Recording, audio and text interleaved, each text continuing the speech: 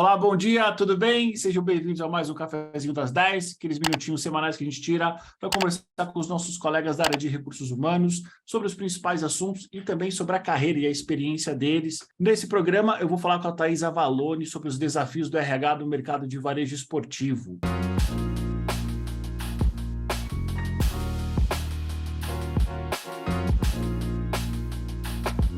Para você que não está me vendo, meu nome é Eduardo Saig, eu sou um homem branco, tenho mais ou menos 1,90 m, estou sentado, uso barba, uso óculos, estou com um fone grande nas orelhas e atrás de mim tem uma grande estante com livros que na maioria deles eu ainda não li. A minha convidada é a Thaís. Thaís, bom dia, como é que você está? Bom dia, Edu, estou bem, você, obrigada pela oportunidade. Bom, vou te imitar aqui, então. Para quem não tá, só está me escutando e não está me vendo, sou uma mulher, estou arrumadinha hoje aqui para participar desse café com o Edu. Estou vestindo uma blusa branca, regata. Atrás de mim tem alguns quadros, um relógio decorativo que provavelmente está sem pilha.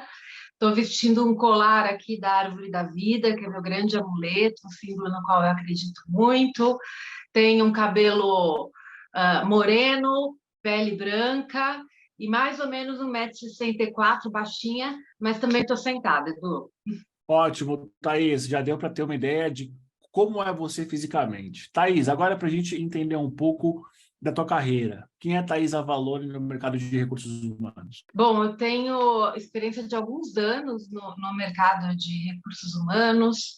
Comecei a trabalhar lá no início da minha carreira em empresas menores, focado em recrutamento e seleção. Empresas pequenas, mas já trabalhando para grandes clientes. Trabalhei na Michael Page também, onde tive a oportunidade de conhecer muita gente bacana, fazer um networking grande, trabalhava com treinamento lá. Passei pela Sony, primeira empresa na qual eu trabalhei, né, no varejo, digamos assim, embora a Sony também seja uma distribuidora de produtos eletrônicos e fabricantes. E em 2010 comecei a trabalhar na Nike, que foi uma grande escola do mercado esportivo para mim, e venho aí até esse ano trabalhando em varejo esportivo, passando pela Nike, Adidas, Nike de novo, Grupo SBF, que é detentor da distribuição da Nike no Brasil agora, que se tornou a Fisia, Centauro. Então, acho que essa sou eu, né? Comecei com recrutamento e seleção, passei por cadeiras de HRBP, Talent Management, treinamento e desenvolvimento, engajamentos e incentivos, fiz um pouquinho de tudo já. Muito bom, Thaís. É justamente por essa longa carreira num mercado específico, que é o mercado de varejo esportivo, que eu te chamei aqui, porque eu sempre trago para esse café pessoas que trabalharam muitos anos no mesmo segmento. Geralmente são pessoas que passaram por outras empresas, por várias empresas, mas sempre no mesmo segmento, que é um pouco da sua história, né? E aí já entrando nesse porquê que eu te chamei, Thaís, você trabalhou, sei lá, quase 20 anos no mercado de varejo esportivo. Quais são os desafios que esse mercado traz para os profissionais de recursos humanos? O varejo esportivo, e aí quando a gente fala, eu vou falar aqui de varejo mesmo, tá? Porque o mercado esportivo tem, aqui no Brasil, tem o escritório e tem o varejo, né? Tem as lojas. Então, quando eu falo de varejo esportivo, primeiro eu vou me referir aqui às lojas, né? Ao público que é a grande massa dessas empresas. Então, eu acho que o primeiro grande desafio que esse mercado traz é em relação à atração de talento, né? Por que isso? Porque, historicamente, o esporte acaba atraindo mais homens do que mulheres, né? Então, a gente está falando aqui na verdade, dois desafios, né? Tanto a atração quanto diversidade, né? Você ter um pool diverso de talentos trabalhando, porque as mulheres, historicamente, elas largam o esporte muito cedo, né? Seja para cuidar dos filhos, seja para cuidar da casa, seja para começar uma carreira, enfim, a gente acaba largando o esporte mais cedo. É uma coisa que está mudando hoje em dia, as empresas fazem um esforço muito grande mas historicamente isso acontece e não é benefício só do Brasil. Então, quando você faz um processo, seja ele para a loja, seja um programa de estágio, seja um programa de trainee, quase 70% dos candidatos que vêm são do sexo masculino. Então, aí já começa a primeira questão, né, de atração e diversidade de talento. Um outro desafio que eu vejo muito grande no varejo esportivo também é o desenvolvimento desse time, porque se engana quem pensa que para trabalhar no varejo esportivo você precisa ser esportista. Não, não, você não precisa ser um ex-atleta, você não precisa ser um jogador de futebol, nada disso, mas você precisa gostar do assunto, você precisa, quem sabe, torcer para algum time, se interessar pelo esporte. Porque o nosso consumidor, ele chega nas lojas perguntando sobre o jogo do final de semana, ele chega na loja perguntando sobre a chuteira que tal atleta está usando. Então, é um profissional que precisa se manter constantemente atualizado sobre isso, não só sobre as tecnologias que os produtos trazem, mas também sobre o que está acontecendo no mundo esportivo, né? Então, eu acho que esse daí é um outro desafio para o RH esportivo. E aí, um outro desafio que eu vejo não é nem só do varejo esportivo, tá? Mas é do varejo como um todo, porque acaba tendo todas as similaridades que o outro varejo também tem, que é a retenção de talento, né? Você hoje trabalhar em loja acaba sendo uma porta de entrada, né? Um bico, um momento para desafogar. As pessoas não querem mais fazer carreira no varejo, muita gente, porque não vê isso como um benefício, vê isso mais como uma porta de entrada profissional. Então, como é que a gente torna o varejo atrativo? Como é que a gente faz as pessoas crescerem, né? Entrei na loja como estoquista, como caixa, como é que eu aprendo sobre o varejo em si para crescer dentro da empresa? E isso traz também um benefício, se a gente, como RH, conseguir fazer esse exercício, esse dever de casa, né? Porque traz um benefício até para as posições mais executivas do escritório, que também é mais complicado para você encontrar esses talentos, né? Que cresceram no chão de loja e continuam conectados, continuam engajados, se atualizando, porque hoje o varejo ele muda constantemente. Então, acho que esse é um outro desafio que a gente tem. Muito bom, Thaís. Você fez uma migração nos últimos anos para uma área diferente da área de recursos humanos, que eu quero, obviamente, depois que você fale um pouco do que essa experiência te aportou como recursos humanos. Mas conta para a gente, qual foi essa área que você fez a migração e quais são os principais projetos que você fez nela? Eu achei super interessante quando a gente conversou pela primeira vez. Eu acho que vai agregar e vai gerar muito valor para quem é da área de recursos humanos. Eu migrei para uma área de negócios, eu fiquei dentro da vice-presidência de operações de varejo. Foi um grande desafio para mim, porque pela primeira vez na minha vida profissional eu saí da área de recursos humanos. E levei essa área comigo, na verdade, porque eu acho que essa habilidade de trabalhar com pessoas, ela é essencial para qualquer área de negócios. Então, esse foi um grande aprendizado que eu trago comigo. E eu fui responsável por criar do zero uma área chamada engajamentos e incentivos. Então, a área de engajamentos e incentivos, ela trabalha dentro de 3 pilares, né? Que é o senso de pertencer, o orgulho de pertencer e o senso de execução. Então, o que é isso? Como é que a gente faz com que o time performe a mais, né? Um time que performa mais, ele só consegue dar mais do que o seu job description está lá falando que é o que ele tem que fazer, se ele está totalmente engajado e conectado com o propósito da empresa, com a cultura da empresa. Então, é uma área que está muito focada em criar uma cultura dentro da empresa, né? Uma cultura que faça com que todos os colaboradores queiram trabalhar lá de fato, tenham orgulho de trabalhar e saibam exatamente o que eles estão fazendo. Então, é uma área que muito parceira de inteligência de mercado, porque dados o dia inteiro, então foi um grande aprendizado também para mim, para chegar naqueles dashboards enormes, né?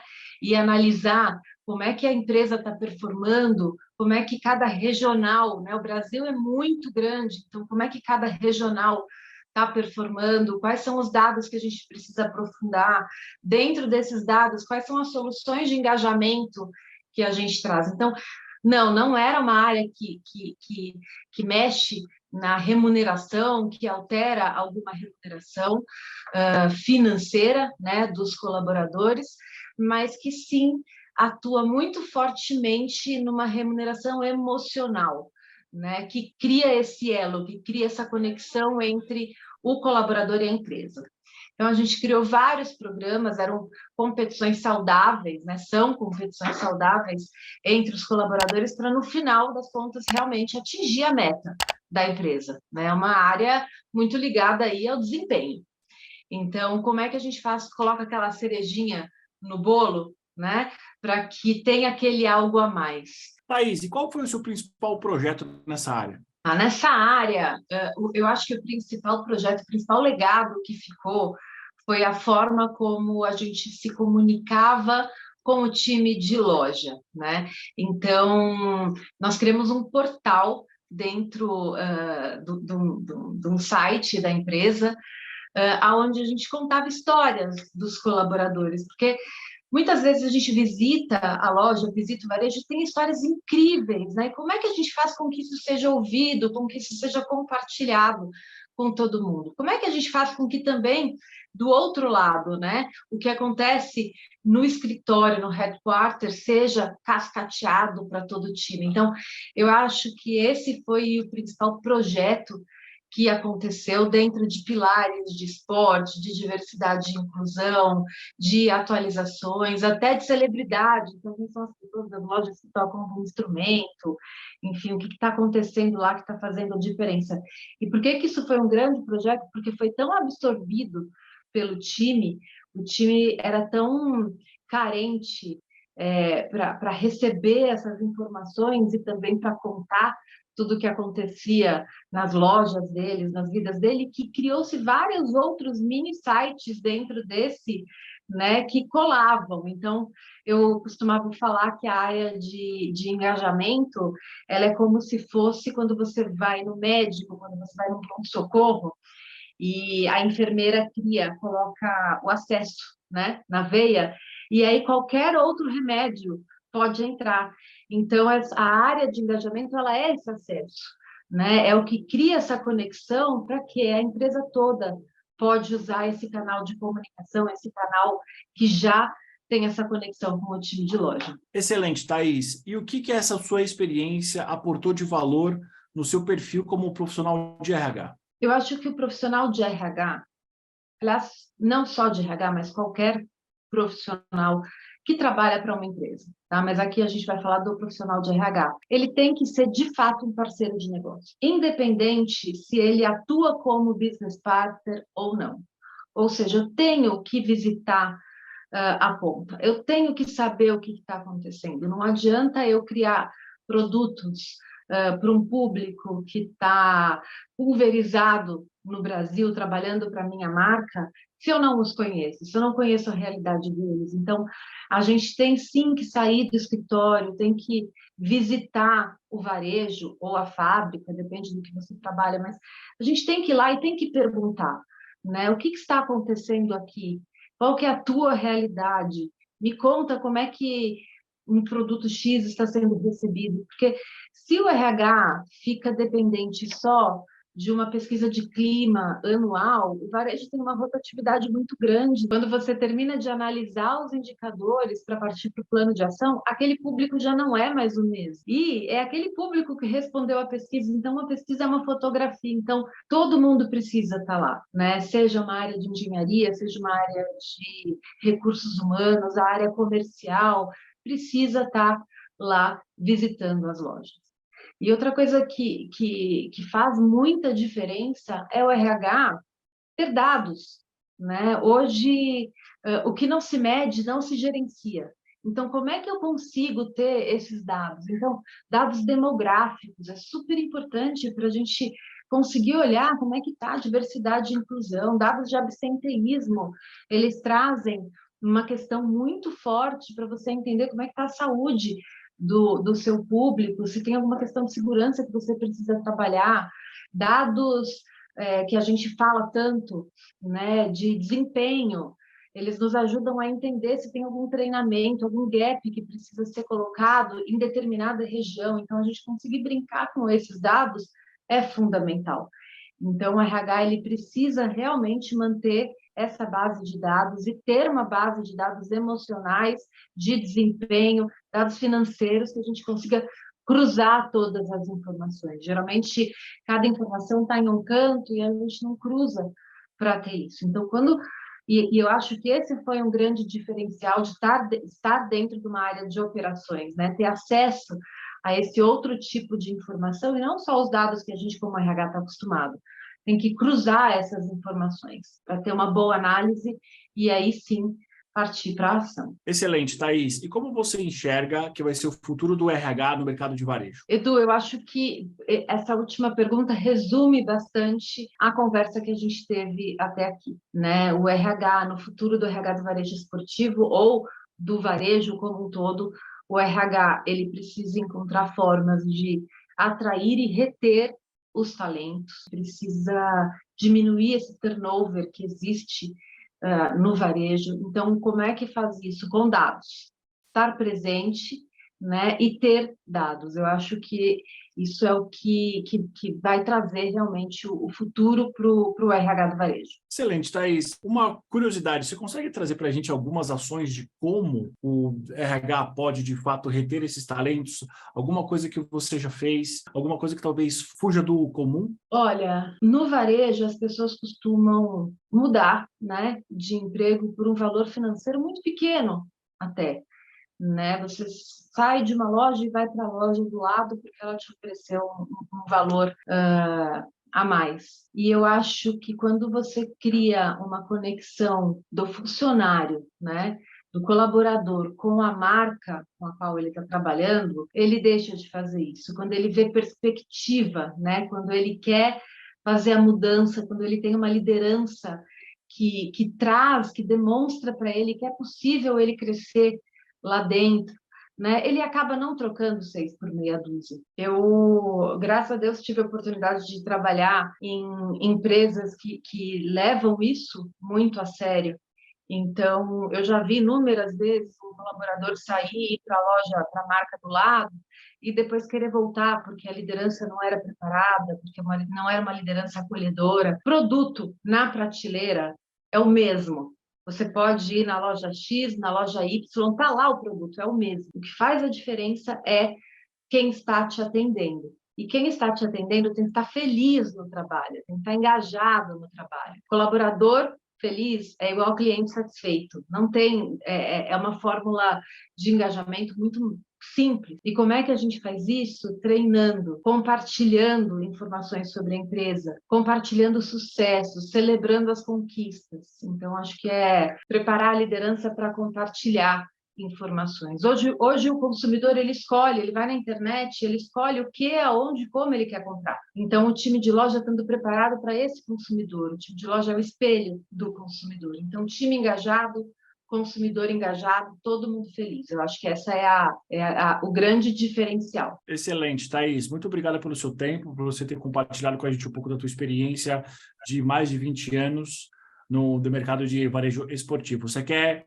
comentar com algo? Você quer falar alguma coisa que eu não te perguntei? Eu acho que, obviamente, a minha experiência é no varejo esportivo. Gostaria de entender aí, se o pessoal puder deixar nos comentários de outros segmentos, né? Qual que é o desafio de outros segmentos? A gente falou aqui do esporte, de atração de talentos, de diversidade. Imagino, por exemplo, que o mercado de beauty deve ser completamente diferente, né, Edu? Deve ser Sim. o oposto disso tudo. Então, acho que se a gente puder continuar trocando essa informação aqui nos comentários, vai ajudar muito. Com certeza. Talvez, Thaís, a minha última pergunta realmente. Existe algum tipo de curso, algum tipo de conhecimento específico que um profissional de recursos humanos precisa ter para trabalhar no varejo? E talvez a segunda parte dessa pergunta o que o varejo oferece para um profissional de RH, em termos de conhecimento? Cara, eu acho o varejo apaixonante.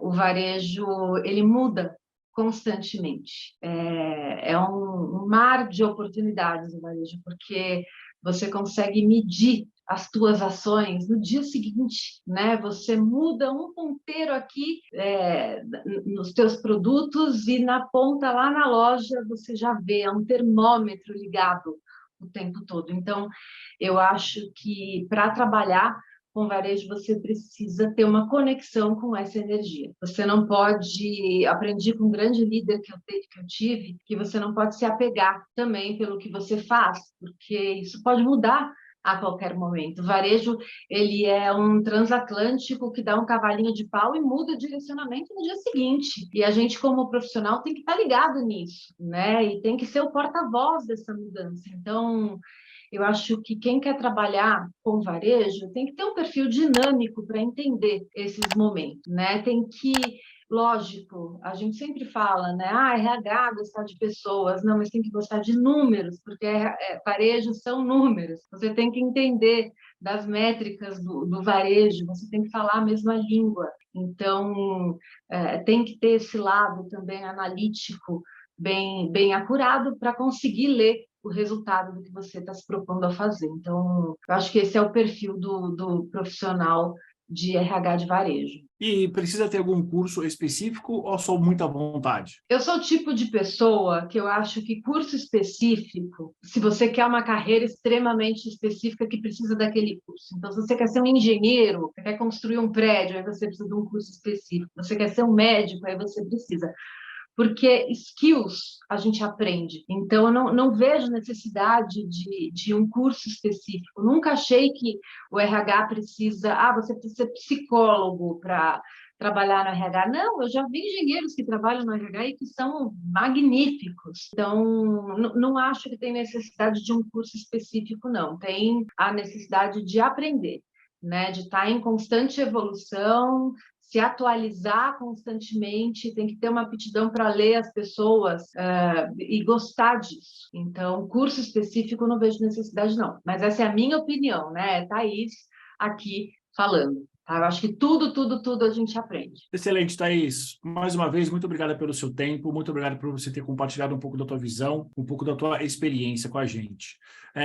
Eu vou deixar no card, tanto do YouTube quanto dos podcasts, o link para o teu LinkedIn, para quem quiser se conectar com você, ficar à vontade. Boa. Obrigada, Edu. Valeu. Para você que está vendo a gente, para você que está ouvindo, esse foi mais um Cafezinho das 10 e até semana que vem.